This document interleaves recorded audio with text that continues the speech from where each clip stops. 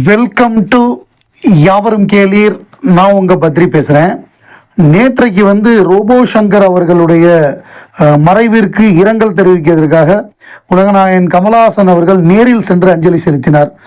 அவர் நேரில் சென்று அஞ்சலி செலுத்தும் பொழுது அந்த நடந்த நிகழ்வுகள் எல்லாமே மனசை பிசைகிற மாதிரி, ரொம்ப எல்லா காலத்துலையுமே நம்ம நினைவு வச்சுக்கிற மாதிரி, அவங்க மகளாக இருக்கட்டும், அவங்க எல்லாமே அந்த ரியாக்ஷனு பாருங்கள். அப்பாயின்மெண்ட் கேட்டிருந்தீங்களே 2 நாளில் பேரனுக்கு காது குத்து, ஆண்டவர்கிட்ட அப்பாயின்மெண்ட் கேட்டிருந்தீங்களே அவரே வந்திருக்காருன்னு சொல்லி அவங்க கதறி அழுதது, அவர் தேற்ற முடியாமல் நில குலைஞ்சு கமலஹாசன் அவர்கள் நின்னது, அதெல்லாம் பார்க்கும்பொழுது நமக்கு ரொம்ப என்னடா இவ்வளோ சீக்கிரம் இது நடந்துருச்சு 46 வயசில் அப்படிங்கிற ஒரு இதுதான்.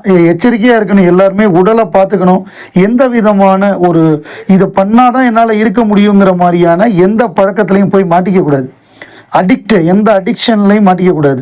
நம்ம தான் கண்ட்ரோல் பண்ணணும். அது நம்மளை கண்ட்ரோல் பண்ணுற மாதிரியான ஏதாவது ஒரு பிரச்சனை இருந்தாலும் அதை கொஞ்சம் கொஞ்சமாக குறைச்சி அது அதுலேருந்து வெளியில் வரணும் அப்படிங்கிறது தான் நம்முடைய வேண்டுகோள். இதுலேருந்து நம்ம இல்லைன்னா 46 வயசுலாம் சாகிற வயசா, இன்னும் எவ்வளவோ அவர் இன்னுமே தான் அவர் பீக்குக்கு வர வேண்டியதே இருக்குது. பட் அவர் எல்லாம் முடிச்சிட்டாரு. அவர் பொண்ணுக்கு கல்யாணம் பண்ணிட்டாரு, பேரம் பார்த்துட்டார். இந்த ஷார்ட் பீரியடுக்குள்ளே கடுமையான உழைப்பு, உடம்புல அந்த பெயிண்ட் அடித்து, அந்த மெட்டாலிக் பெயிண்ட்டு அதை அடித்தாலே அது கமல் சார் ஏற்கனவே எம்எஸ் பாஸ்கரை ஒரு தடவை வான் பண்ணார். அவர் எப்படின்னா உடம்புல பெயிண்ட் அடிச்சுட்டு நடித்ததுக்காக வான் பண்ணார். இப்படி நடித்த ஒரு நடிகர் இறந்து போயிட்டார். ஏன்னா நாங்கள்லாம் மேக்கப் போடுறோம், இப்போ இந்தியனில் ப்ராஸ்தட்டிக் மேக்கப் போடுறோம், அதுக்கு நாங்கள் டெக்னிக்கலாக எல்லாமே பண்ணிட்டு தான் பண்ணுறோம். இப்போ நீங்கள் பெயிண்ட் அடிக்கும் பொழுது என்ன பிரச்சனைன்னா அந்த வேர்வை வெளியில் வராது. அந்த துவாரத்து வெளியே நம்ம உடம்பு ஃபுல்லாக ஸ்கின்னில் வேர்வை வெளியே வர்றதுக்கு அந்த இது இருக்குது, வேர்வை துவாரம். அது எல்லாத்தையும் அடைச்சிட்டோன்னா அது பயங்கர கஷ்டமாயிடும். அப்படி ஒருத்தர் இறந்தே போயிட்டார் ஒரு நடிகர். அதை தான் கூப்பிட்டு திட்டினார். ஒரு டிவியில் ஒரு ட்ராமா பார்க்கும்பொழுது அதில் அவர் பெயிண்ட் அடித்து நடிச்சிருந்தார். அந்த காது கேட்காமல் நடிச்சிருப்பார் அந்த ட்ராமாவில். அதுதான் சின்ன பாப்பா பெரிய பாப்பா. அதை ஏதோ ஒரு எபிசோடு கமல் சார் எதேச்சியாக பார்த்துருப்பார் போல் இருக்கு, கூப்பிட்டு வான் பண்ணியிருக்கார் இப்படிலாம் பண்ணாதேன்னு. ஆரம்ப காலத்தில் அந்த பெயிண்ட் அடிக்கிறது, அந்த பெயிண்ட்டை ரிமூவ் பண்ணுவாங்கள்ல, எப்படி ப்ராஸ்தட்டிக் மேக்கப் போடுறதுக்கு 4 மணி நேரம் ஆகுது, அதுக்கப்புறம் அதை பென்சைல் ஆல்கஹால் வச்சு ரிமூவ் பண்ணுவாங்க. அதே மாதிரி தான் ரோபோ சங்கர் அந்த ரோபோ இதுக்காக மெட்டாலிக் பெயிண்ட் அடிப்பார். அப்புறம் அதை ரிமூவ் பண்ணுறதுக்கு கெரசின், நம்ம மண்ணெண்ணெயை வச்சு தான் ரிமூவ் பண்ணணும். ஸோ அதெல்லாம் ரொம்ப ஹெல்த்துக்கு ஹசார்டஸ்ஸு, ரொம்ப டேஞ்சரஸ்ஸு. அதெல்லாம் சேர்ந்து தான் அவரை பாதிச்சிருக்கு. ப்ளஸ் அந்த குடிப்பழக்கமும் அது சேர்ந்து மொத்தமாக பாதிச்சிருக்கு. ஸோ எந்த அடிக்ஷனுக்கும் ஆட்படாமல் நம்ம ஆட்கள் யாருமே அதுலேருந்து மாட்டிக்காமல் இருக்கணும் அப்படிங்கிறது தான் ரிக்வஸ்ட்டு. ரோபோ சங்கர் பேரனுக்கு நட்சத்திரன் அப்படிங்கிற பேரை வச்சதே உலகநாயகன் கமலஹாசன் தான்.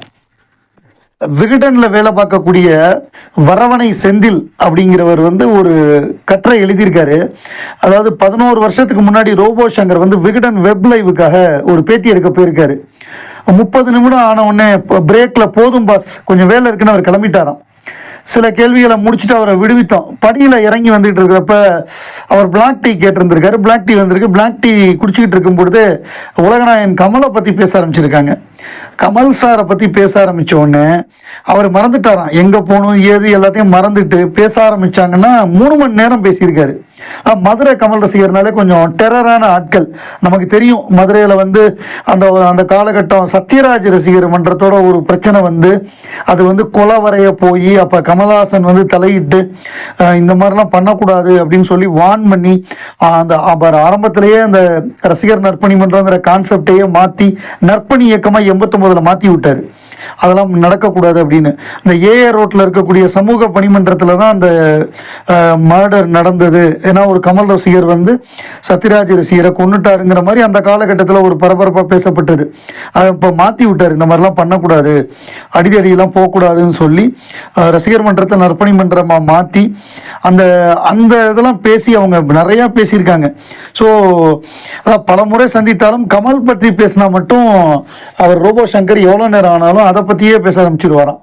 அங்கே என்னென்ன நடந்தது என்ன ஏது அப்படின்னு சொல்லி அந்த மாதிரி பேசக்கூடிய ஒருத்தராக எப்பொழுதுமே. இப்போ ஒரு பேட்டி பார்த்தேன், ட்விட்டரில் எனக்கு வந்து இன்னொரு தந்தை கமலஹாசன் அப்படின்னு சொல்லி அவர் கொடுத்த பழைய பேட்டி ஒன்று போட்டிருக்காங்க. அந்த மாதிரி ஒரு அன்போடு இருந்திருக்கார் ரோபோ சங்கர். அப்புறம் ஒரு சில பேர் ஏன் கமலஹாசன் அவர்கள் இவருக்கு வாய்ப்பு கொடுக்கல படத்தில் நடிக்க, இதெல்லாம் சும்மா வெத்து அனுதாபம், இந்த பதிவெல்லாம் முதல்ல இந்த பதிவு வெத்து அனுதாபம், இந்த டெத்துக்கே போகமாட்டார் அப்படின்னாங்க. அவர் போயிட்டார். போனதுக்கப்புறம் ஏன் படத்தில் வாய்ப்பு கொடுக்கல ஒரு படத்தில் கூடன்னு கேட்குறாங்க. அதாவது படத்தில் வாய்ப்புங்கிறது வந்து திறமை அடிப்படையில் இருக்கணும். அவருடைய பங்களிப்பும் நல்லா இருக்கணும். இப்போ ரோபோ சங்கருக்கு ஒரு வாய்ப்பு கொடுக்குறேங்கிறதுக்காக சும்மா ஒரே ஒரு காட்சியில் கொடுக்க முடியாது. ரோபோ சங்கர் ஒரு திறமையான கலைஞர். அந்த திறமையை பயன்படுத்துகிற மாதிரியான ஒரு நியாயமான ஒரு கேரக்டர் இருக்கணும். சும்மா ரோபோ சங்கர் நமக்கு தெரிஞ்சவருங்கிறதுக்காகலாம் வாய்ப்பு கொடுக்க முடியாது. இப்போ விவேக் வந்து தெனாலி படத்தில் நடிக்க வேண்டியது. அதாவது ஒரு காலத்தில் விவேக் வந்து கமல் சாரோட நான் ஒரு காட்சி வந்தாலே போதுங்கிற காலகட்டம் இருந்தது. ஆனால் விவேக் பெருசாக வளர்ந்துட்டார். இப்போ விவேக் வந்தால் அவர் திறமையை வெளிப்படுத்துகிற மாதிரி வேணும். தெனாலியில் மதன் பாபு நடிக்க வேண்டிய கேரக்டர் அவர் நடிக்க வேண்டியது. பட் அவர் ஒத்துக்க மாட்டேன்ட்டார். இது வந்து என்னங்க வாந்தி எடுத்துக்கிட்டு இதுவாக இருக்குது, இது என் திறமையை நிரூபிக்கிற மாதிரி இல்லை, வேணான்ட்டார்.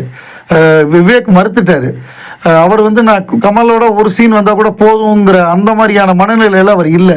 என் கேரக்டரும் நல்லா இருக்கணும் அப்படின்ட்டார். பின்னாடி இந்தியன் 2ல் ஒரு சின்ன ரோல் பண்ணாருன்னு வைங்களேன். அதுக்கப்புறம் அவர் மறைவுக்கு பிறகு ஏஐ வச்சு பண்ணாங்க.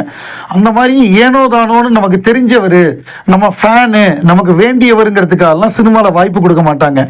அவருக்கு வந்து உண்மையிலேயே இந்த கேரக்டர் ரோபோ சங்கர் தான் பண்ணணும்னா கமல் வந்து ரோபோ சங்கரை கூட்டு வந்துடுவார். கமலை பொறுத்தவரை எப்படின்னா, ஒரு கேரக்டருக்கு ஒருத்தர் தேவை, அவர் நிலாவில் இருக்காருன்னா கூட அவர் நிலாலேருந்து அவரை கூட்டு வந்துடுவார். அந்த மாதிரியானவர் கமல். சும்மா தெரிஞ்சவங்கிறதுக்காகலாம் அவர் வாய்ப்பு கொடுக்க மாட்டார். அந்த மாதிரி நீங்கள் எதிர்பார்த்தீங்கன்னா அது கமல் கிட்ட நடக்காது. இன்னைக்கு மிஷ்கின் அவர்களுக்கு பிறந்த நாள். மிஷ்கின் வந்து உலகநாயகன் கமல்ஹாசன் ஒரு படம் பண்ணுறதா இருந்தது. அதுக்காக அவர் நிறைய ப்ரிப்பேர் பண்ணார், புத்தகங்கள்லாம் படித்தார். புத்தரோட பல்ல வச்சு ஒரு கதை. அதாவது புத்தரோட பல்லை எடுத்துகிட்டு போகிறப்ப அதுக்கு எதிரிகள்லாம் வர்றாங்க. அதை மீறி எப்படி ஒரு கிங்கு கொண்டு போகிறாருங்கிற மாதிரி ஒரு லைன் அப்படின்னு பின்னாடி நான் கேள்விப்பட்டேன். அதாவது புத்தரோட பல்லு வந்து இப்போ இலங்கையில் இருக்குது.